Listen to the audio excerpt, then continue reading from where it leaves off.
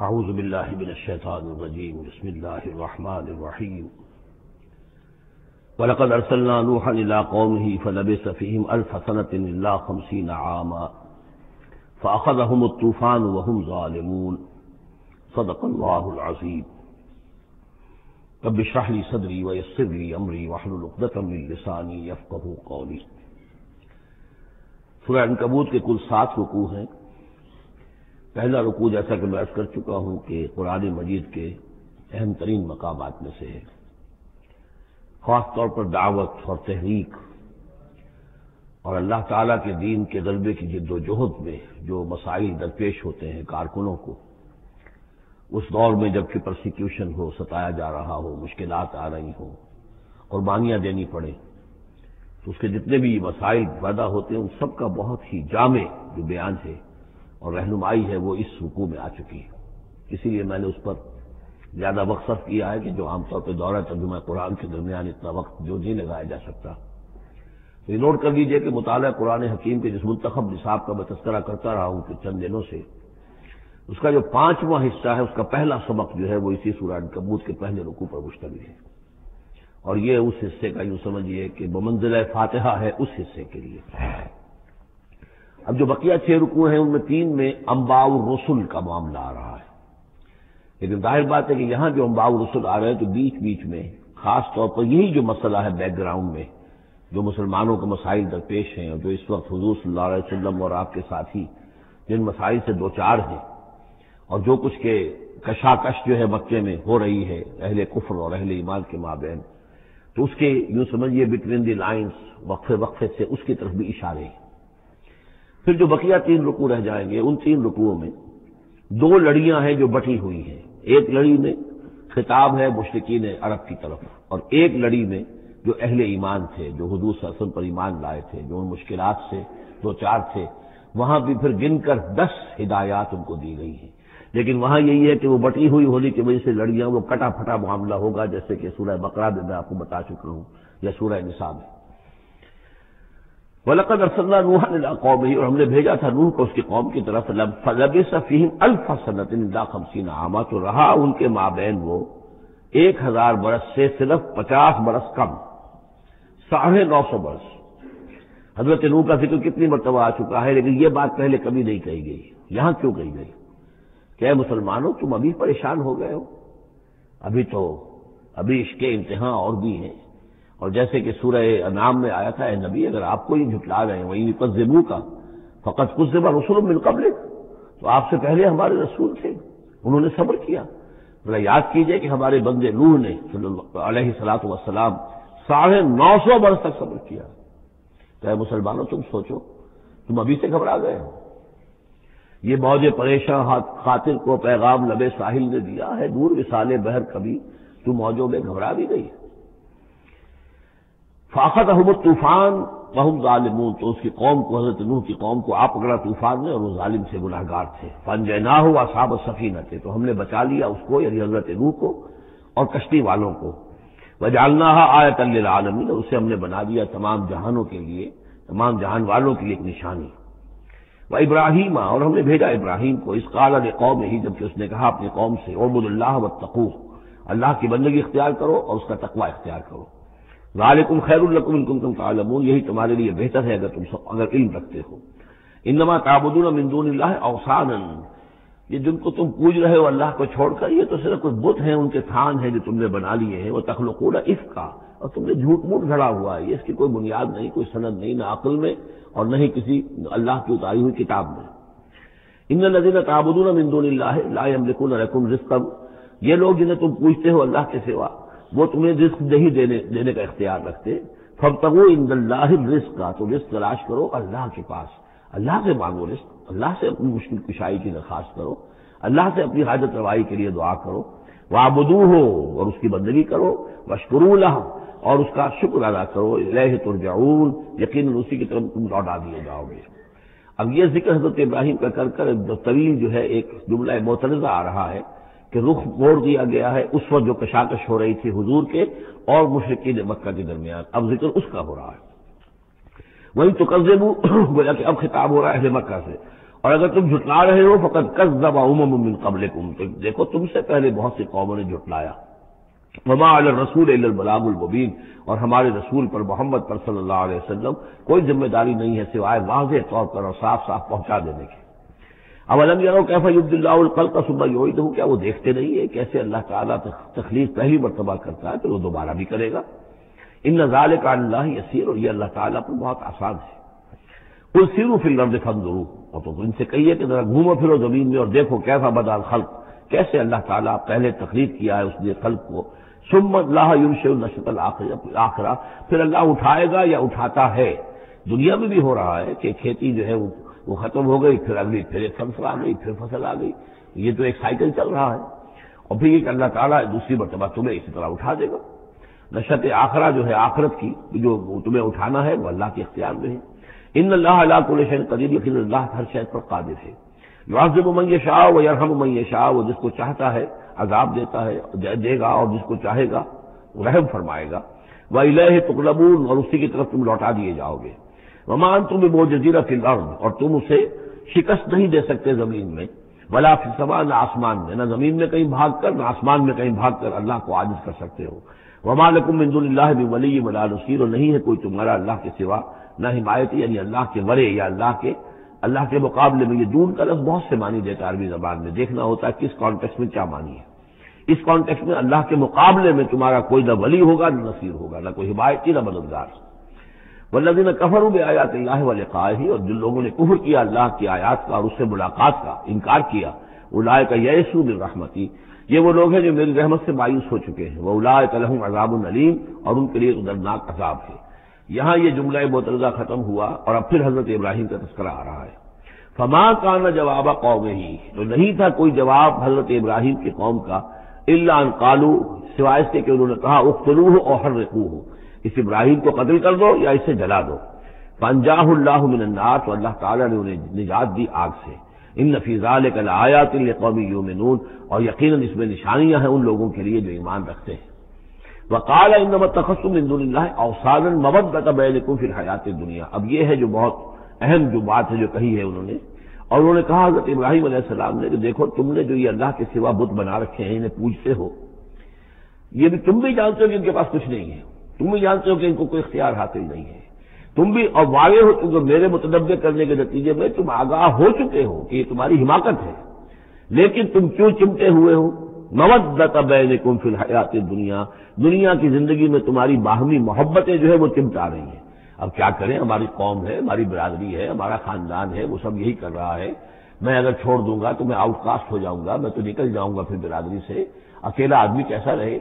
یہ چیزیں ہیں کہ جو انسان کو پھر جمع کر رکھتی ہیں. جیسے عصبیت کا ذکر آیا تھا پچھلی صورت میں کہ اب عصبیت نہیں ہونی چاہیے، اسی طریقے سے یہ عصبیت ہی نہیں بلکہ یہ کہ جتنے بھی رشتہ داریاں ہیں، دوستیاں ہیں، کاروبار ہیں، یہ معاملہ جو ہے کہ حق تم پر منکشف ہو چکا ہے. تم جان چکے ہو کہ یہ صرف کوئی شے نہیں ہے یہ تم کر رہے تھے تمہارے آباء و اجداد نے جو رسمیں ڈالی ہوئی ہیں، اور تمہیں میں نے متنبع کر دیا ہے. تم نے اپنے دیوں میں جھانک کر دیکھ لیا ہے، اپنے غریبان میں جھانک کر دیکھ لیا ہے، اور تم پر یہ بات منکشف ہو چکی ہے کہ جو میں کہہ رہا ہوں وہ ٹھیک ہے. پھر بھی تم جو چمٹے ہوئے ہو اپنے اس نظام کے ساتھ، تو اس کا سبب صرف ایک ہے. وقال انما اتخذتم من دون اللہ اوثانا مودۃ بینکم فی الحیاۃ الدنیا، تمہاری باہمی محبتیں جو ہیں دنیا کی زندگی میں وہ تمہیں چمٹائے رہتی ہیں. یہی معاملہ ہے اس دنیا میں جب کوئی تحریک اٹھتی ہے اللہ کے دین کے کام کرنے کے لیے، اور بہت مخلص لوگ اس میں شامل ہوتے ہیں، محنت کرتے ہیں، کوشش کرتے ہیں. فرض کیجئے کسی شخص سے کوئی غلطی ہو گئی، کوئی غلط رخ مڑ گئی تحریک، اب وہ تحریک جو ہے وہ کافی عرصے کے بعد اس کے اثرات ظاہر ہوئے، اس کے نتائج جو ہے لوگوں کے سامنے آ رہے ہیں، محسوس بھی ہو جاتا ہے کہ یہ واقعتاً ہم کسی غلط راستے پر آ گئے ہیں. لیکن یہ کہ پھر وہ ایک عصبیت جماعتی ایسی پیدا ہو جاتی ہے کہ سب کچھ ماننے کے باوجود پھر اس جماعت کو چھوڑنے کو تیار نہیں. ہماری دوستیاں ہیں، ہماری رشتہ داریاں ہیں، ہمارے کاروباری تعلقات ہیں، یا یہ کہ کچھ لوگوں کے تو اپنے مفادات بھی اس میں شامل ہو جاتے ہیں. اس لیے کہ کچھ عرصے کے بعد ہر جماعت جو ہے وہ ایک فرقہ بن جاتی ہے. جیسے کہ آپ کو معلوم ہے کہ اللہ تعالیٰ نے اس امت کے لیے جو ہے وہ 3 چیزوں کا بندوبست کیا ہے ختم نبوت کے خلا کو پر کرنے کے لیے.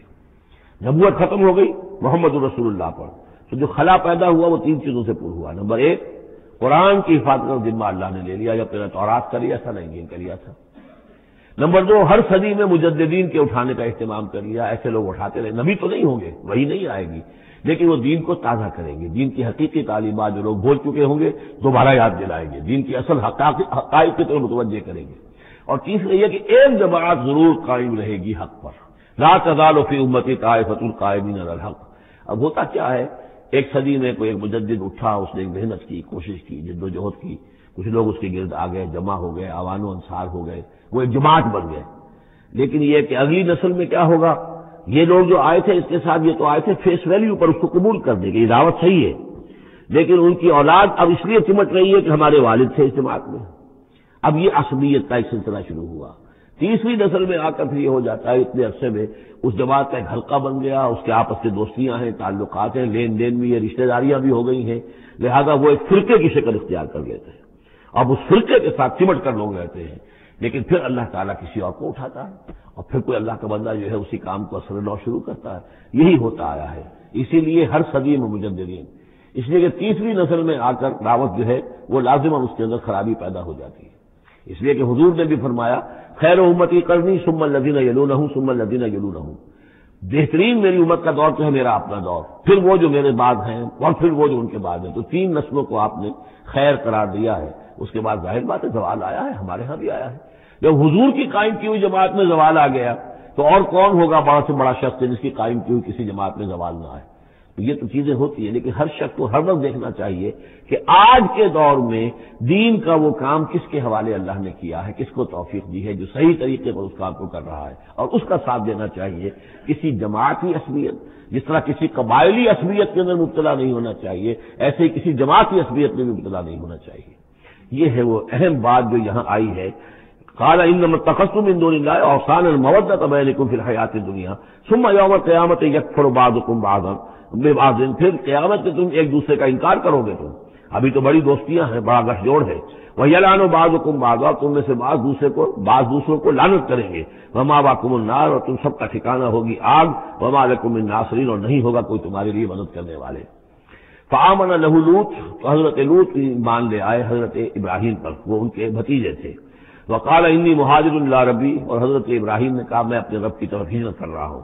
وہ اپنا ملک چھوڑ کر چلے آئے شام کی طرف۔ قرآن مجید میں کہیں بھی پھر اس کے بعد یہ تذکرہ نہیں ملتا کہ ان کی قوم کا کیا حشر ہوا، پیچھے ان کو ہلاک کیا گیا، کیا ہوا، واللہ عالم۔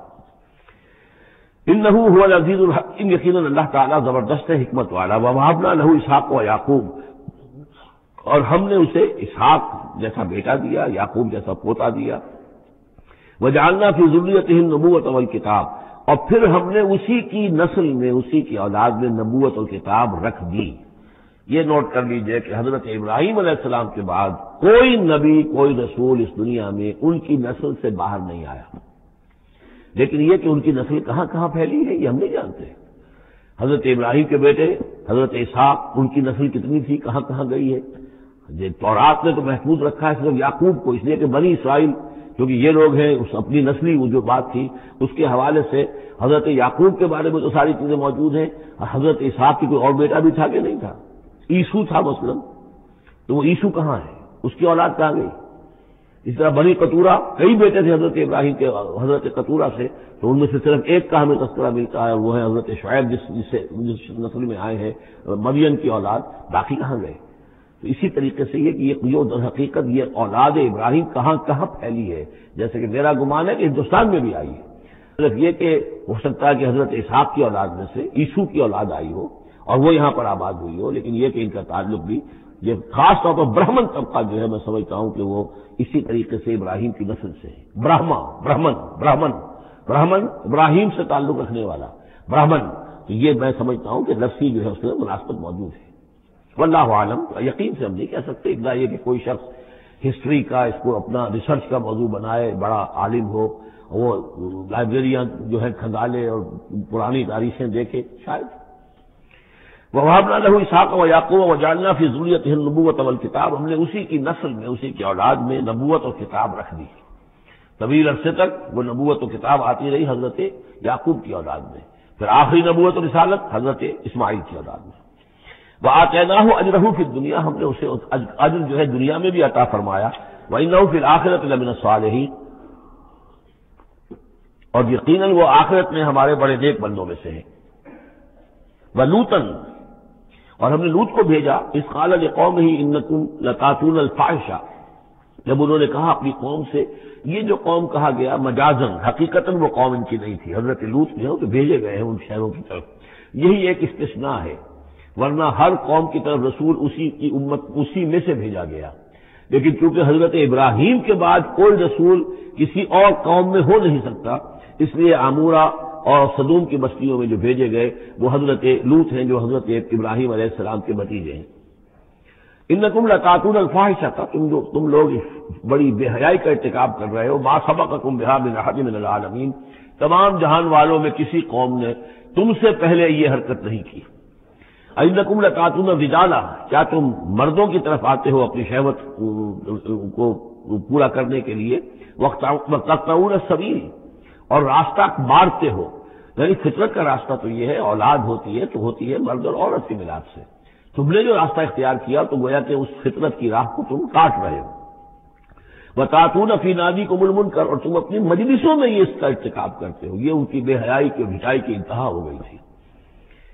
فما کان جواب قوم ہی، تو نہیں تھا جواب اس کی قوم کا کوئی، الا ان قالوا، سوائے اس کے کہ انہوں نے کہا ائتنا بعذاب اللہ ان کنت من الصادقین، اے لوط اگر سچے ہو تو اللہ کا عذاب لے آؤ۔ قال رب انصرنی علی القوم المفسدین، تو انہوں نے حضرت لوط نے دعا کی پروردگار میری مدد فرما ان مفسدوں کے خلاف۔ ولما جاءت رسلنا ابراہیم بالبشریٰ، اور جب ہمارے جو ایلچی تھے یعنی وہ جو فرشتے آئے تھے انسانی شکل میں ابراہیم کے پاس بشرا لے کر، بشارت لے کر حضرت اسحاق کی ولادت کی، قالوا انا مہلکو اہل هذه القریہ، انہوں نے کہا کہ ہم ہلاک کرنے کے لیے بھیجے گئے ہیں ان بستی والوں کو، ان اہلھا کانوا ظالمین، یقیناً اس کے جو بستی والے جو ہیں، اس بستی کے لوگ رہنے والے وہ بڑے ظالم ہیں، گناہگار ہیں۔ قال ان فیہا لوطا، حضرت ابراہیم نے کہا اس میں تو لوط بھی تو ہے اسی بستی کے اندر۔ قالوا نحن اعلم بمن فیہا، انہوں نے کہا ہمیں خوب معلوم ہے کہ کون کون ہے اس میں۔ لننجینہ اہلہ الا امرأتہ، ہم اسے بچا لیں گے، نجات دیں گے، اس کو بھی اس کے گھر والوں کو بھی، سوائے اس کی بیوی کے، کانت من الغابرین، وہ ہوگی رہ جانے والوں میں۔ ولما ان جاءت رسلنا لوطا، اور جب وہ ہمارے ایلچی جو ہے وہ پہنچے حضرت لوط کے پاس، سیء بہم، ان کو دیکھ کر وہ پریشان ہوئے، وضاق بہم ذرعا، اور ان کا دل جو بہت تنگ ہوا، خوبصورت لڑکوں کی شکل میں آئے تھے۔ وقالوا لا تخف ولا تحزن، انہوں نے کہا نہیں آپ نہ کوئی خوف کھائیں اور نہ کوئی رنجیدہ ہو، انا منجوک واہلک، ہم تو آپ کو نجات دینے کے لیے آئے ہیں اور آپ کے گھر والوں کو، الا امرأتک، سوائے آپ کی بیوی کے، کانت من الغابرین، وہ پیچھے رہنے والوں ہی میں ہے۔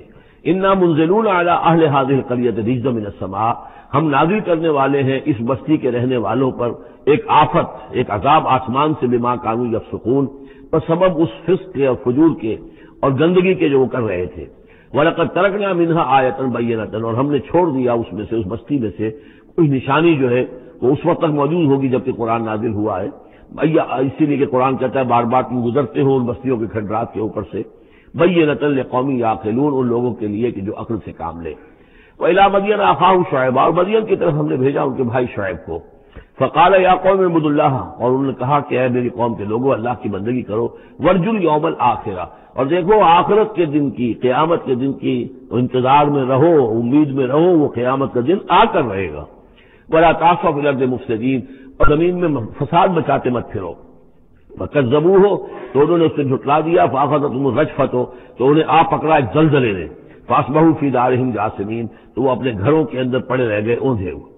وعادا وثمودا، اسی طرح عاد اور ثمود، وقد تبین لکم من مساکنہم، اور تمہیں معلوم ہے کہ ان کے مسکن کہاں تھے، تمہارے لیے واضح ہیں کہاں رہتے تھے، یہ کہاں آباد تھے۔ وزین لہم الشیطان اعمالہم، اور شیطان نے ان کے لیے ان کے برے اعمال کو، مشرکانہ افعال کو مزین کر دیا تھا، اسی میں مگن سے خوش تھے۔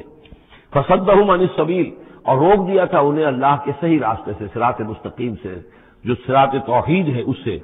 وَكَانُوا مُسْتَبْصِرِينَ، حالانکہ وہ تھے بہت ہوشیار، بہت غور کرنے والے، سوچنے والے، بڑے دانشور تھے، لیکن یہ کہ یہ بڑے دانشور جو ہے کسی جگہ ایسا بھی ہوتا ہے، بہت بڑا عقل مند انسان جو ہے وہ اپنے ناک کے نیچے کے پتھر سے ٹھوکر کھاتا ہے۔ یہ اور اس کی سب سے بڑی مثال جو ہے وہ ہمارے آج کل کے سائنسدان ہیں، کتنی باریکیاں دیکھ رہے ہیں اس کائنات کی، سب کچھ دیکھ لیا، اللہ نظر نہیں آتا، کہاں سے کہاں دیکھ رہے ہیں، کتنی بڑی بڑی ٹیلیسکوپ سے، کتنے ٹریلین وہ لائٹ ایئرز کے اوپر دریافت کر رہے ہیں کہ نیا ستارہ وجود میں آ گیا، سب کچھ ہو رہا ہے، لیکن یہ کہ ان تمام چیزوں کو دیکھنے کے باوجود ان کا دماغ اللہ کی طرف منتقل نہیں ہوتا۔ یہ ہے کہ ایک طرف سے اندھے ہے، ایک آنکھ کھلی ہے، ایک آنکھ میں اندھی ہے۔ تو اگرچہ وہ بھی تھے بڑے ہوشیار مستبصرین، یعنی استبصار جو ہے یہ باب استفال دیکھنا، بڑے غور سے دیکھا کرتے تھے، مشاہدہ کرتے تھے، آبزرو کرتے تھے، سب کچھ تھے، باقی سب کچھ نظر آیا انہیں۔ ڈھونڈنے والا ستاروں کی گزرگاہوں کا اپنے افکار کی دنیا میں سفر کر نہ سکا، وہ ساری جو ہے وہ اب ستاروں کی گزرگاہیں جو ہے ان کی تحقیق ہو رہی ہے، لیکن یہ کہ میں خود کون ہوں، کہاں سے آیا ہوں، کہاں جا رہا ہوں، میری زندگی کا مال کیا ہے، اس کا مقصد کیا ہے، بس پیدا ہونا، کھانا پینا، جانوروں کی طرح رہنا اور ختم ہو جانا۔ Is that all? Is death the end of over existence? کیا موت پر ہمارے وجود کا خاتمہ ہو جائے گا؟ تو کیا زندگی ہوئی؟ عمر دراز مانگ کے لائے تھے 4 دن، 2 آرزو میں کٹ گئے، 2 انتظار میں، کتنا وقت تو گزر گیا۔ بچپن کے اندر ابھی فہم ہی نہیں تھا، لڑکپن ہے، اس کے بعد نوجوانی ہے، اس کی کچھ اپنی ہی اور جو ہے اس کی کیفیات ہوتی ہیں۔ جب ذرا ہوش اور شعور آیا ہے، ایک ذرا ہوش میں آنے کے خطا کار ہیں ہم، اور اس کے بعد پھر بڑھاپا آ گیا، اور اس کے بعد جو ہے کہلا یعلم من بعد علم شیئا، بس یہی زندگی ہے؟ یہ اشرف المخلوقات ہے؟ یہ مسجود ملائک کی زندگی یہ ہے؟ نہیں، اصل زندگی تو ہے تو اسے پیمانہ امروز و فردا سے نہ ناپ، جاویداں پہ ہم دماں ہر دم جواں ہے زندگی، وہ زندگی تو ابدی ہے۔ یہ تو اس کا چھوٹا سا حصہ علیحدہ کر کے ایک امتحانی وقفہ بنا دیا ہے، اسے ایک امتحانی وقفہ ہے، 3 گھنٹے کا نہیں، 30 سال کا صحیح، بس اس کے علاوہ کچھ نہیں۔ کوانٹیٹیو فرق ہے، کوالیٹیٹیو نہیں۔ وقارون وفرعون وحامان، اور ہلاک کیا ہم نے قارون کو بھی اور فرعون کو بھی اور حامان کو بھی۔ وَلَقَدْ جَاءَهُم مُوسَىٰ بِالْبَيِّنَاتِ، ان کے پاس موسیٰ آئے تھے واضح تعلیمات لے کر۔ فَاسْتَكْبَرُوا فِي الْأَرْضِ، انہوں نے زمین میں تکبر کیا، وَمَا كَانُوا سَابِقِينَ، لیکن یہ کہ وہ ہماری پکڑ سے بچ کر نکل جانے والے نہیں تھے، ہم سے آگے نہیں نکل سکتے تھے۔ فَكُلًّا أَخَذْنَا بِذَنبِهِ، ہم نے سب کو پکڑا ان کے گناہوں کی پاداش میں۔ فَمِنْهُم مَّنْ أَرْسَلْنَا عَلَيْهِمْ حَاصِبًا، تو ان میں وہ بھی تھے کہ جن پر ہم نے ایسی زوردار ہوا بھیجی جس میں پتھراؤ تھا، وہ ہوا جو ہے ان پر پتھراؤ کر رہی تھی۔ تو یہ قوم لوط پر بھی ہوا ہے، اور بعض حضرات کے نزدیک قوم عاد پر بھی۔ سخرها عليهم 7 ليال و8 ايام حسوما فترى القوم فيها صرعى، ایک ایسی تیز آندھی آئی ہے، 7 دن اور 7 راتیں اور 8 دن چلتی رہی، تو اس نے اٹھا کر پٹخا ہے، اور اس میں وہ کنکر بھی تھے، وہ بلٹس کا کام کر رہے تھے، جو اور سے بڑے پتھر تھے وہ کام کر رہے تھے میزائلز کا، تو یہ سب کے سب ہلاک ہو گئے۔ فمنهم من ارسلنا علیہ حاصبا ومنهم من اخذته الصیحہ، اور ان میں سے وہ بھی تھے کہ جن کو ایک چنگھاڑ نے آ پکڑا، یہ سمود اور اہل مدین تھے۔ ومنهم من خسفنا به الارض، ان میں وہ بھی تھے کہ جنہیں ہم نے زمین میں دھسا دیا، یہ قارون کا معاملہ ہے جو سورہ قصص میں آ چکا ہے۔ ومنهم من اغرقنا، اور وہ بھی تھے جنہیں ہم نے غرق کر دیا، اور غرق کرنے کے 2 طریقے ہوئے، ایک تو یہ کہ جو قوم آباد تھی، قوم نوح جہاں تھی وہی غرق کیا، وہی کا وہی، لیکن یہ کہ ایک یہ ہے کہ فرعون کو اور اس کے فوج کو اور لاؤ لشکر کو ان کے محل سے نکال کر، ان کے شہروں سے نکال کر لا کر اور دریا سمندر میں غرق کیا۔ وما كان الله ليظلمهم، لیکن اللہ تعالیٰ ان پر ظلم کرنے والا نہیں تھا، ولكن كانوا انفسهم يظلمون، بلکہ یہ تو وہ خود اپنے اوپر ظلم کر رہے تھے۔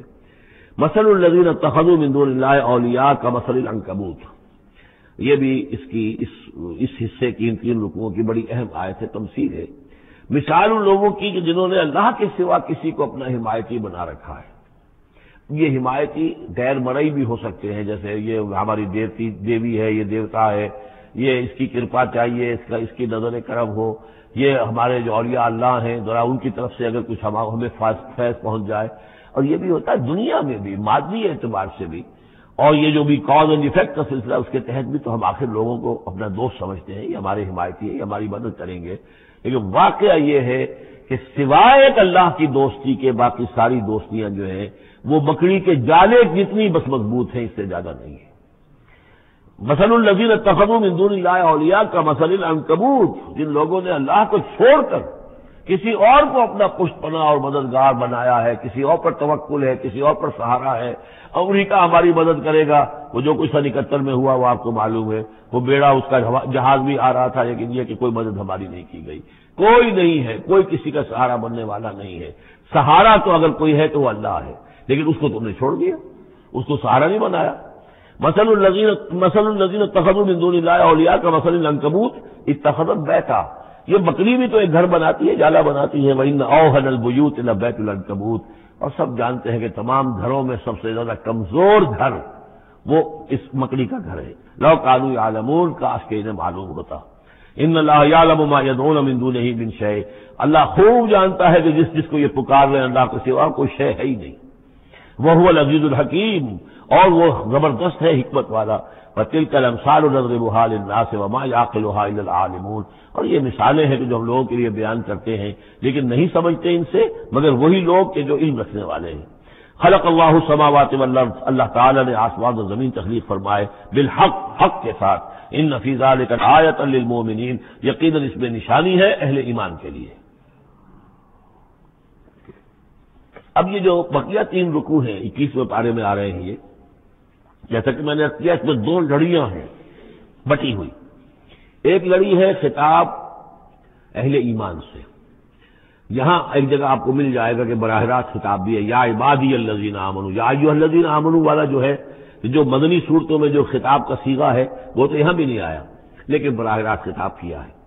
لیکن یہ کہ اگر گنتی کریں گے تو کچھ 10 احکام اور دیے گئے ہیں ان لوگوں کو جو دین کے لیے کسی محنت کے اندر جد و جہد میں، اس کو غالب کرنے کی کسی کوشش میں، اس کی تحریک میں، اس کی دعوت میں لگے ہوئے ہوں اور اس میں ان کے لیے مصائب ہوں، مشکلات ہوں، تکالیف ہوں، پریشانیاں ہوں، تو ان کے لیے کیا ہدایات ہے. سب سے پہلی ہدایت 100 ہدایتوں کی ایک ہدایت، اتل ما اوحی الیک من الکتاب، تلاوت کرتے رہا کرو اس شے کی جو وحی کی گئی ہے آپ کی جانب کتاب میں سے. یہی ہم پڑھ چکے ہیں سورہ کہف میں بھی. وَاتْلُ مَا أُوحِیَ إِلَيْكَ مِنْ کِتَابِ رَبِّکَ لَا مُبَدِّلَ لِکَلِمَاتِهِ وَلَن تَجِدَ مِن دُونِهِ مُلْتَحَدًا. وہی بات، سب سے بڑا سہارا بندہ مومن کا کیا ہے؟ اللہ پر جتنا یقین ہوگا، اللہ پر جتنا بھروسہ ہوگا، اللہ سے جتنا تعلق ہوگا اتنا ہی صبر کرے گا. وَاصْبِرْ وَمَا صَبْرُكَ إِلَّا بِاللَّهِ. اور اللہ کے ساتھ تعلق کا سب سے بڑے ذریعہ یہ قرآن مجید ہے. طرفوا بِأَيْدِيكُمْ وَطَرَفُوا بِيَدِ اللَّهِ. اس کا ایک سرا تمہارے ہاتھ میں ہے، ایک سرا اللہ کے ہاتھ میں ہے. القرآن حبل اللہ الممدود من السماء إلى الأرض. حضرت عبداللہ ابن مسعود کی روایت کردہ حدیث ہے، حضور نے فرمایا یہ اللہ کی رسی ہے، مضبوطی کے ساتھ تھام لو اس کو، یہ تنی ہوئی ہے زمین سے آسمان تک. تو واعتصموا بحبل اللہ جميعا. تو اس کے لیے یہ کہ قرآن پڑھا کرو. اتل ما اوحی الیک من الکتاب واقم الصلاۃ. اور قرآن کے بعد نمبر 2 نماز قائم کرنا. یہ نماز جو ہے اقم الصلاۃ لذکری، یہ سورہ طٰہٰ میں ہم پڑھ آئے ہیں. حضرت موسیٰ کو پہلی وحی ہو رہی ہے، پہلی گفتگو ہو رہی ہے کوہ طور پر. اقم الصلاۃ لذکری ان الصلاۃ تنہیٰ عن الفحشاء والمنکر. یقیناً یہ نماز روکتی ہے بے حیائی کے کاموں سے بھی اور برے کاموں سے بھی. ولا ذکر اللہ اکبر. اور جان لو اللہ کا ذکر سب سے بڑی شے ہے. یہاں ذکر کو علیحدہ نہ سمجھیں، یہی ذکر ہے. قرآن جو ہے الذکر ہے. ہم نے سورہ ہجر میں دیکھا الذکر، انا نحن نزلنا الذکر وانا لہ لحافظون. تو ذکر میں سب سے پہلے قرآن ہے. نمبر 2 اقیم الصلاۃ لذکری، نماز قائم کرو میری یاد کے لیے. قرآن تو ہے ہی مجسم ذکر، نماز ذکر کے لیے ہے. اور تیسری چیز کیا ہے؟ ادعیہ معصورہ ہیں محمد رسول اللہ صلی اللہ علیہ وسلم کی. زندگی کا ہر کام کرتے ہوئے دعا ہے. آپ بیت الخلاء میں داخل ہو رہے ہیں تو دعا ہے، نکل رہے ہیں تو دعا ہے، گھر سے باہر جا رہے ہیں دعا ہے، گھر میں داخل ہو رہے ہیں دعا ہے، شیشہ دیکھا ہے تو دعا ہے، کپڑے بدلے ہیں دعا ہے. ہر کام کیجئے. لیکن یہ کہ آپ کا اس وقت اللہ کے ساتھ ذہنی رشتہ قائم رہتا ہے. چوتھے نمبر پر جو بھی اور حضور نے فرمائے ہیں یہ 33 مرتبہ سبحان اللہ، 33 مرتبہ الحمدللہ اور اللہ اکبر، یہ بھی ذکر ہے. تو یہ تمام شکلیں ذکر کی ہیں. صرف کسی ایک شے کو ذکر نہ سمجھے ہمارے ہاں یہ بن گیا بس اللہ اللہ کر رہے ہیں تو ذکر ہے. نہیں، ذکر میں سب سے پہلے قرآن کی تلاوت ہے. اتل ما اوحی الیک من الکتاب واقم الصلاۃ ان الصلاۃ تنہیٰ عن الفحشاء والمنکر ولذکر اللہ اکبر واللہ یعلم ما تصنعون. ایک تو یہ ہدایت ہو گئی، اللہ خوب جانتا ہے جو تم کر رہے ہو. دوسری ہدایت ولا تجادلوا اہل الکتاب الا باللتی احسن. جنہیں پہلے تم سے کتاب دی گئی تھی ان سے جھگڑا مت کرو مگر بہترین طریقے پر. ان سے بات کرو تو بڑے ہی اسلوب سے کرو، خوبصورتی سے کرو، بات کو سمجھانے کے لیے کرو، ان کی توہین نہ ہو، ان کے جذبات کو آپ بھڑکنے نہ دیں. ان میں حمیت جاہلی جو ہے اپنی امکانیت تک تو کوشش کریں کہ وہ بھڑکے نہ. باقی پھر وہ جو کرتے ہیں اللہ کے ہاں وہ ذمہ دار ہوں گے. لیکن ان سے گفتگو کرو تو بڑے عمدگی کے ساتھ کرو. الا الذین ظلموا منہم، سوائے ان کے جو ان میں سے نا انصافی پر تل گئے. اب یہ استثناء جو 2 معنی میں ہے.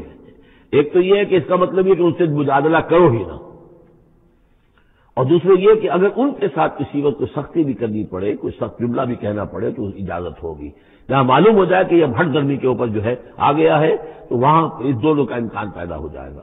وقولو، لیکن تمہیں ان سے کہنا کیا ہے یہ بھی سمجھ لو، تاکہ اب اس کو یہ سمجھیے کہ یہ ہمیں مسلمانوں میں جب کام کرنا ہے، مسلمان سو گئے ہیں، بھول گئے اپنے سبق کو، انہیں یاد دلانا ہے تو اسی انداز میں انہیں یاد دلانا ہے۔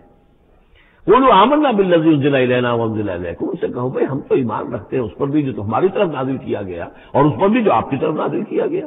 وَإِلَٰهُنَا وَإِلَٰهُكُمْ وَاحِدٌ، اور یہ تو نہیں ہے کہ ہمارا خدا کوئی اور ہے تمہارا خدا کوئی اور ہے، ہمارا الہ اور تمہارا الہ ایک ہی تو ہے۔ وَنَحْنُ لَهُ مُسْلِمُونَ، اور ہم تو اسی کے سامنے فرما بردارانہ اپنا سر جھکا چکے ہیں۔ وَكَذَٰلِكَ أَنزَلْنَا إِلَيْكَ الْكِتَابَ، اے نبی اسی طرح ہم نے آپ کی جانب یہ کتاب نازل کی ہے۔ فَالَّذِينَ آتَيْنَاهُمُ الْكِتَابَ يُؤْمِنُونَ بِهِ، تو وہ لوگ جنہیں ہم نے کتاب دی ہے، یہود و نصارہ، ان میں بھی وہ لوگ ہیں جو اس پر ایمان لائیں گے، یہ جو ایمان لا رہے ہیں، جیسا کہ ہم پڑھ چکے ہیں کہ وہ آئے تھے کچھ لوگ جو حبشہ سے ایک وفد کی شکل میں، اور مکے والوں نے انہیں ستایا بھی، استہزاء بھی کیا، لیکن وہ لوگ وہ تھے جو پہلے حضرت عیسیٰ پر ایمان رکھتے تھے، عیسائی تھے، اور اب محمد پر بھی ایمان رکھتے ہیں، تو اللہ تعالیٰ نے ان کو دوہرا اجر دیا، مرتين۔ وَمِنْ هَؤُلَاءِ مَن يُؤْمِنُ بِهِ، اور ان میں سے یعنی مشرکین مکہ میں سے بھی بہت سے لوگ ہیں جو ایمان لائے ہیں اور ابھی لا رہے ہیں یا لائیں گے۔ وَمَا يَجْحَدُ بِآيَاتِنَا إِلَّا الْكَافِرُونَ، اور ہماری آیات کا انکار تو نہیں کرتے سوائے وہی کہ جو ناشکرے ہیں اور جو کفر کر اڑ گئے ہوں۔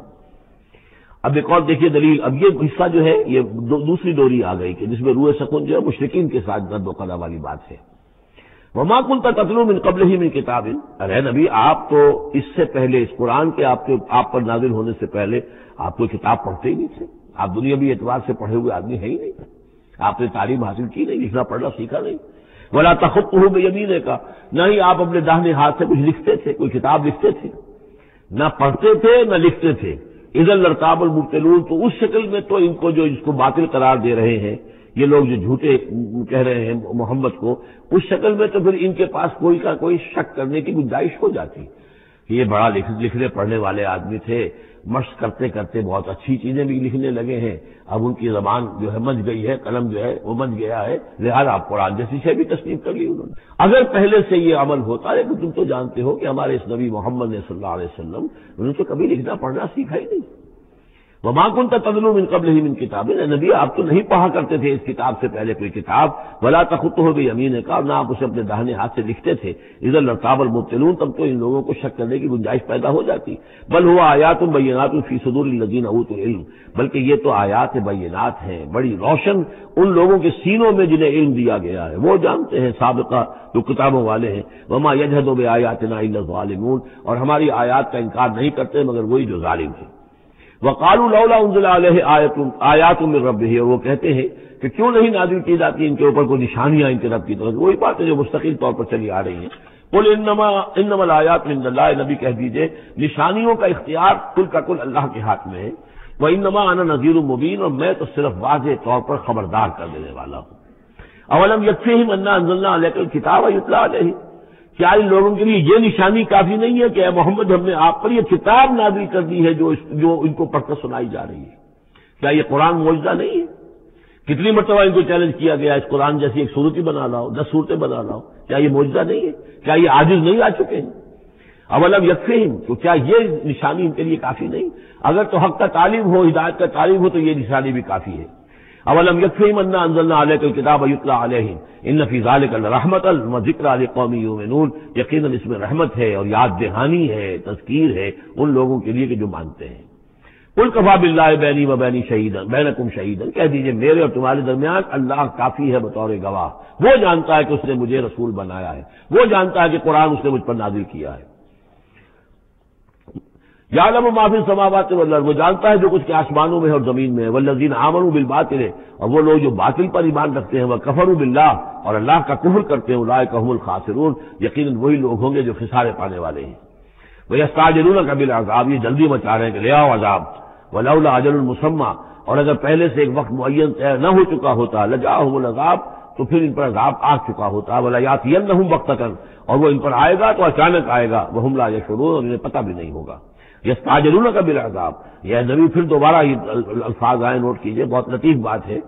یہ عذاب کی جلدی مچا رہے ہیں. وَإِنَّ جَهَنَّمَ مُحِيطَةٌ بِالْكَافِرِينَ، حالانکہ جہنم ان کا احاطہ کر چکی ہے. یہ ایسے ہی ہے کہ جیسے کسی شہر کے باہر دشمن آ چکا ہو اور اس نے محاصرہ کر لیا ہو، شہر والوں کو پتہ ہی نہ ہو.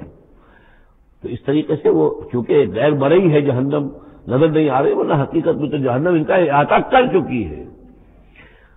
یوم یغشاہم العذاب، جس دن کے عذاب ان کو آ کر ڈھانپ لے گا، ان پر چھا جائے گا. من فوقہم ومن تحت ارجلہم، ان کے اوپر سے بھی اور ان کے نیچے سے بھی، ان کے قدموں کے نیچے سے بھی. ویقول ذوقوا ما کنتم تعملون، اور پھر کہا جائے گا چکھو اپنے کرتوتوں کا مزہ. اب یہاں وہ تیسری ہدایت آ رہی، دو پہلے میں نے گنوائی تھی. اتل ما اوحی الیک من کتاب ربک، من الکتاب واقم الصلاۃ ان الصلاۃ تنہی عن الفحشاء والمنکر ولذکر اللہ اکبر. دوسری ولا تجادلوا اہل الکتاب الا بالتی احسن الا الذین ظلموا منهم.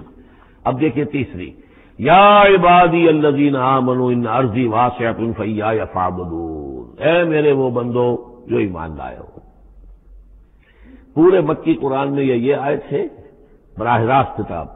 یا آئے گی آگے چل کر یا عبادی الذین اسرفوا علی انفسہم. بس یا ایھا الذین آمنوا، یہ مکی مدنی دور کی اصطلاح ہے. یا عبادی الذین آمنوا، بڑا اس میں جو ہے نا بڑی عنایت ہے، شفقت ہے. میرے وہ بندو جو مجھ پر ایمان لائے ہو. ان ارضی واسعۃ، میری زمین بڑی کشادہ ہے. کیا معنی ہے؟ اگر مکے میں تم پر تمہارا قافیہ تنگ کر دیا گیا ہے، اگر مکے میں زندگی تمہارے لیے محال کر دی گئی ہے توحید پر رہتے ہوئے، چھوڑ دو اس مکے میں. یہ ہجرت کا اشارہ ہے.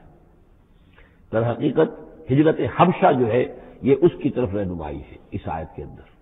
کہ چلے جاؤ، اگر یہاں برداشت سے باہر ہو رہا ہے، تمہارے لیے ناقابل برداشت اگر ہو رہا ہے یہاں کا معاملہ، اور نہیں مزید طور پر ہندر پاتے، تو اس ملک کو چھوڑ، اس جگہ کو چھوڑ دو. یا عبادی الذین آمنوا ان ارضی واسعۃ، میری زمین بڑی کشادہ ہے. فایایا فاعبدون، بس صرف میری ہی بندگی کرو. چوتھی ہدایت، کل نفس ذائقۃ الموت. دیکھو موت تو آنی ہی آنی ہے. آج آ جائے کل آ جائے، آج نہ آئے کل آ جائے گی. آخر عمار اور یاسر کو ابو جہل نے اگر فرض کرو کہ ذبح کر دیا ہے، تو فرض کیجئے کہ چند دن اور جیتے تو موت تو پھر بھی آنی تھی نا. تو کل نفس ذائقۃ الموت، اگر یہ بات ذہن میں رہے کہ موت تو آنی ہی آنی ہے، آج نہیں تو کل، تو پھر بھی انسان جو ہے اس کے اندر ہمت بنی رہے گی کہ میں خام کا اپنی زندگی بچانے کے لیے حق کو چھوڑوں اور باطل سے ساز باز کروں، اس سے مصالحت کروں. ثم الینا ترجعون، اور پھر تم ہماری طرف لوٹا دیے جاؤ گے. پانچویں بات، والذین آمنوا وعملوا الصالحات لنبوئنہم من الجنۃ غرفا. ہمارے اس وعدے پر پختہ یقین رکھو کہ جو ایمان لائیں گے اور نیک عمل کریں گے، ہم لازماً ان کو جگہ دیں گے اس جنت کے بالا خانوں میں، جو سورہ فرقان کے آخری رکوع میں آیا تھا. اولئک یجزون الغرفۃ بما صبروا، انہیں غرفہ بالا خانہ ملے گا. تو من الجنت غرفا، جھروں کے بالا خانے ملیں گے جنت کے. تجری من تحتها الانہار خالدین فیہا، جس کے نیچے ندیاں بہتی ہوں گی، اس میں وہ ہمیشہ ہمیشہ رہیں گے. نعم اجر العاملین، کیا ہی اچھا ہوگا عمل کرنے والوں کا اجر. چھٹی بات، الذین صبروا وعلی ربہم یتوکلون، وہ لوگ کہ جو صبر کریں اور اپنے رب پر توکل کریں. صبر کرو اور توکل کرو، دو ہی چیزیں ہیں. جو آئے جھیلو، صبر کرو، برداشت کرو. اور جو کچھ کرنا ہے اس میں توکل اللہ پر ہو، اپنی ذات پر نہیں، اپنی طاقت پر نہیں، اپنی صلاحیت پر نہیں، اپنی ذہانت پر نہیں، اپنی فطانت پر نہیں، اپنی لیاقت پر نہیں، سارا توکل اللہ، نہ مادی اسباب و وسائل پر. اگلی ہدایت اور آ رہی ہے، وَكَأَيٍّ مِّن دَابَّةٍ لَّا تَحْمِلُ رِزْقَهَا. یہ بھی نہ سمجھو کہ تمہارا رزق جو ہے کسی کے قبضے میں ہے وہ روک دے گا اور تمہیں کیا کھاؤ گے کیا پیو گے. وَكَأَيٍّ مِّن دَابَّةٍ، تم دیکھتے نہیں کتنے حیوانات ہیں زمین میں، لَا تَحْمِلُ رِزْقَهَا، کیا وہ اپنا رزق اٹھائے پھرتے ہیں؟ بڑا پیارے الفاظ ہیں انجیل میں، متی کی انجیل میں حضرت مسیح علیہ السلام کا جو پہاڑی کا وعظ ہے، اس میں انہوں نے اپنے شاگردوں سے خطاب کر کے کہا، کیوں فکر کرتے ہو کہ کیا کھاؤ گے کیا پیو گے؟ جنگل کی چڑیوں کو نہیں دیکھتے؟ نہ وہ کاشت کرتی ہیں، نہ ہل چلاتی ہیں، نہ بیج بوتی ہیں، نہ فصل کاٹ کر کہیں رکھتی ہیں، نہ کھٹے بھرتی ہیں. پھر بھی میں تم سے کہتا ہوں کہ وہ خالی پیٹ صبح گھر سے نکلتی ہیں، شام کو آسودہ ہو کر آ جاتی ہیں. تو جو رب تمہارا جو رب ان کو چڑیوں کو کھلا رہا ہے وہ تمہیں نہیں کھلائے گا؟ اور کیوں فکر کرتے ہو کہ کیا پہنو گے، لباس کہاں سے ملے گا؟ جنگل کی سوسن کو نہیں دیکھتے کہ جتنا خوبصورت لباس اس کو اللہ نے دے رکھا ہے. یہ جو بھی پودے ہیں اور جو پھول ہیں ان کے، تو سلیمان بھی اپنی ساری شان و شوکت کے باوجود ویسا ملبس نہ تھا، ویسا خوبصورت لباس تو سلیمان کو بھی میسر نہیں تھا جو اللہ نے ان پھولوں کو دے رکھا ہے۔ تو غور کرو، جو وہ زمین کی اس گھاس پھوس کو، ان پودوں کو اس قدر حسین لباس دے رہا ہے، عمدہ لباس دے رہا ہے، جو ابھی ہیں اور کل نہیں ہوں گے، یا یہ کہ کاٹ کر اور وہ چولہوں میں جلا دی جائے گی گھاس، تو کیا وہ تمہیں نہیں پہنائے گا؟ لیکن تم یقین نہیں کرتے۔ توکل اور ایمان، یہ دونوں چیزیں ساتھ ساتھ جائیں گی۔ جتنا اللہ پر ایمان ہے اتنا ہی توکل ہوگا، جتنا ایمان کمزور ہے توکل بھی نہیں ہو سکے گا۔ والذین صبروا علی ربہم یتوکلون وکأی من دابۃ لا تحمل رزقها، یہ سارے جو ہیں چوپائے اپنا رزق لیے نہیں پھرتے، اللہ یرزقها وإیاکم، اللہ انہیں بھی رزق دیتا ہے، تمہیں بھی دے گا، وہو السمیع العلیم، اور یقیناً وہ سب کچھ سننے والا، جاننے والا ہے۔ ایسا نہیں کہ اسے معلوم نہ ہو کہ میرا بندہ بھوکا ہے، میرا وفادار، میرا سپاہی، میرے دین کے لیے کام کرنے والا، اسے یہ معلوم نہ ہو کہ اس کو احتیاج ہے، اس کی کوئی ضرورت ہے، وہ نہ معلوم کس کے دل میں ڈالے گا کہ جو اس کے لیے ذریعہ بنا دے گا اس کو، اور اس کی ضرورت پوری ہو جائے گی۔ اب اس کے بعد وہ دوسری کڑی آ گئی کہ جس میں پھر اب وہ مشرکین مکہ سے وَلَئِن سَأَلْتَهُم مَّن خَلَقَ السَّمَاوَاتِ وَالْأَرْضَ وَسَخَّرَ الشَّمْسَ وَالْقَمَرَ، اگر ان سے آپ پوچھیں گے کس نے پیدا کیا آسمان اور زمین اور کس نے مسخر کیا سورج اور چاند کو، لَيَقُولُنَّ اللَّهُ، وہ کہیں گے اللہ نے، فَأَنَّىٰ يُؤْفَكُونَ، پھر کہاں سے یہ لوٹا دیے جاتے ہیں۔ اللہ یبسط الرزق لمن یشاء من عباده ویقدر له، یہ اللہ ہی ہے کہ جو اپنے بندوں میں سے جس کے لیے چاہتا ہے رزق کو کشادہ کر دیتا ہے، اور جس کے لیے چاہتا ہے ماپ تول کر دیتا ہے، کم کر دیتا ہے۔ ان اللہ بکل شیء علیم، یقیناً اللہ تعالیٰ ہر چیز پر ہر چیز کا علم رکھتا ہے۔ وَلَئِن سَأَلْتَهُم مَّن نَّزَّلَ مِنَ السَّمَاءِ مَاءً فَأَحْيَا بِهِ الْأَرْضَ مِن بَعْدِ مَوْتِهَا، اور اگر آپ ان سے پوچھیں گے کس نے برسایا آسمان سے پانی اور زندہ کیا زمین کو اس کے مردہ ہو جانے کے بعد، لَيَقُولُنَّ اللَّهُ، وہ کہیں گے فوراً اللہ نے کیا۔ قُلِ الْحَمْدُ لِلَّهِ، کہو پھر کل حمد کل شکر بھی اللہ ہی کے لیے ہے، بل اکثرهم لا یعقلون، لیکن یہ لوگ ان کی اکثریت عقل سے کام نہیں لیتی۔ اب اگلی اور ہدایت آ رہی اہل ایمان کے لیے، وما هذه الحیات الدنیا الا لهو ولعب وان الدار الاخرۃ لہی الحیوان لو كانوا یعلمون۔ دیکھو مسلمانوں، یہ دنیا کی زندگی تو کھیل کود کے سوا کچھ نہیں، کھیل ہے، کچھ جی کا بہلا لینا ہے، یہ ڈرامہ ہے جو ہو رہا ہے۔ یہاں بادشاہ ہوتا ہے کچھ عرصے کے لیے بادشاہ، جیسے ڈرامے میں بادشاہ ہوتا ہے، لیکن جب مرے گا تو کیا وہ بادشاہ کہاں رہ جائے گی؟ ایسے ہی ڈرامے سے نکل آئے گا، لباس اتار دے گا تو ایک ایکٹر کا ایکٹر ہے، چاہے وہ فقیر تھا پہلے اس ڈرامے کے اندر، اور دوسرا ایکٹر جو ہے بادشاہ تھا، باہر نکل کر 3 گھنٹے کے بعد دونوں کے دونوں ایک جیسے ہیں، اور نہ وہ بادشاہ ہے نہ وہ فقیر ہے۔ یہ ہے عارضی سا ہے، لیکن یہ کہ ان الدار الاخرۃ لہی الحیوان، یقیناً آخرت کا گھر وہ ہے اصل زندگی وہ ہے۔ لو کانوا یعلمون، کاش کہ ہمیں معلوم ہوتا، لو کنا نعلم، کاش کہ ہمیں معلوم ہوتا۔ یہ بھی نوٹ کر لیجیے، آخرت کو صرف مان لینا کہ ہاں آخرت ہے، بعد بعد الموت ہے، یہ کافی نہیں ہے، یہ معلوم ہو کہ اصل زندگی وہی ہے۔ میں نے جو اس کی تشبیہ جو ہے بیان کی ہے بعض مواقع پر، ایک کتاب ہوتی ہے، ایک کا دیباچہ بھی ہوتا ہے، اس کا کوئی ضمیمہ بھی ہوتا ہے، چھوٹا سا ضمیمہ۔ ہمارا جو تصور ہے وہ یہ کہ اصل کتاب زندگی تو یہ دنیا کی زندگی ہے، ہاں ایک ضمیمہ لگا ہوا ہے آخرت کا، اس کی اہمیت ہمارے نزدیک اتنی ہے، ضمیمہ ہے بس، دنیا کی زندگی اصل زندگی ہے۔ ہونا کیا چاہیے کہ یہ دنیا کی زندگی تو دیباچہ ہے، اصل کتاب جو ہے وہ آخرت کی زندگی ہے۔ یہ ریشو پروپورشن کم سے کم، حالانکہ ویسے تو فائنائٹ اور انفائنائٹ کے درمیان کو ریشو پروپورشن ہو ہی نہیں سکتی، ایک لامحدود زندگی اور ایک محدود زندگی، کیا اس میں ریشو پروپورشن ہوگی؟ لیکن یہ کہ پھر بھی اگر کوئی کرنی ہے تو دیباچہ اور کتاب زندگی اصل موت کے بعد کھلے گی، یہ دیباچہ ہے، یہ مقدمہ ہے۔ ہم نے کیا سمجھا ہے اصل زندگی کتاب زندگی یہ ہے، ہاں ایک ضمیمہ بھی اس کے ساتھ ہے جس کا نام آخرت ہے۔ فَإِذَا رَكِبُوا فِي الْفُلْكِ، پھر انہی مشرکین سے پھر خطاب ہو رہا ہے، اور یہ مضمون کئی بار آ چکا ہے، جب یہ سوار ہوتے ہیں کشتی میں، دعوا اللہ مخلصین لہ الدین، تو پھر یہ اللہ ہی کو پکارتے ہیں اس کے لیے اپنی اطاعت کو خالص کرتے ہوئے۔ فلما نجاہم الی البر، اور جب اللہ تعالیٰ انہیں نجات دے دیتا ہے خشکی کی طرف، اذا ہم یشرکون، تو پھر یہ شرک کرنا شروع کر دیتے ہیں۔ لیکفروا بما آتیناہم، تاکہ یہ ناشکری کریں اور کفر کریں ہماری دی ہوئی نعمتوں کی، ولیتمتعوا، اور تاکہ بس مزے اڑا لیں۔ فسوف یعلمون، پھر یہ جان لیں گے۔ الہاکم التکاثر حتی زرتم المقابر، کلا سوف تعلمون ثم کلا سوف تعلمون، اصل حقیقت اس وقت کھلے گی۔ اولم یروا انا جعلنا حرما آمنا، یہ پھر اہل ایمان سے کہا جا رہا ہے کیا یہ دیکھتے نہیں کہ ہم نے حرم کو ان کے لیے امن کی جگہ بنا دیا ہے؟ وَيُتَخَطَّفُ النَّاسُ مِنْ حَوْلِهِمْ، اور لوگ جو ہے اچک لیے جاتے ہیں ان کے ارد گرد سے. باقی عرب کے اندر تو امن و امان تھا ہی نہیں.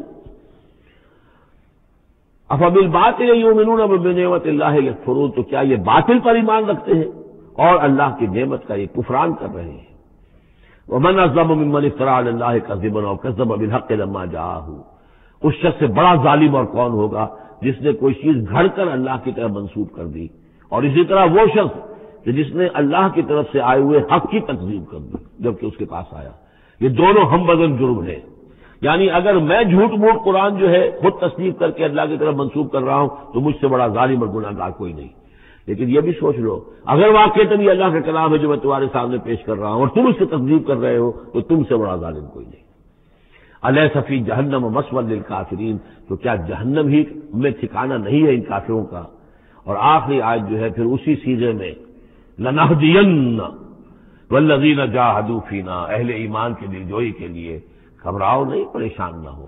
والذین جاہدوا فینا لنہدینہم سبلنا، وہ لوگ کہ جو ہماری راہ میں جہاد کریں، محنت کریں، کوشش کریں، جد و جہد کریں، قربانیاں دیں، اظہار کریں، انہیں مطمئن رہنا چاہیے. ہمارا پختہ وعدہ ہے، مؤکد وعدہ ہے، ہم لازماً ان کی رہنمائی کریں گے اپنے راستوں کی طرف. لنہدینہم سبلنا وان اللہ لمع المحسنین، اور یقیناً اللہ تعالیٰ ساتھ ہے اہل احسان کے، جو اللہ تعالیٰ کے پر ایمان اور یقین اس درجے کا رکھتے ہوں اور اس کے لیے تن من دھن لگانے کے لیے تیار ہوں، تو اللہ ان کے ساتھ ہے. یعنی اللہ کی نصرت ساتھ ہے، اللہ کی مدد ساتھ ہے، اللہ کی تائید ساتھ ہے. سورۃ الروم، بسم اللہ الرحمن الرحیم. الف لام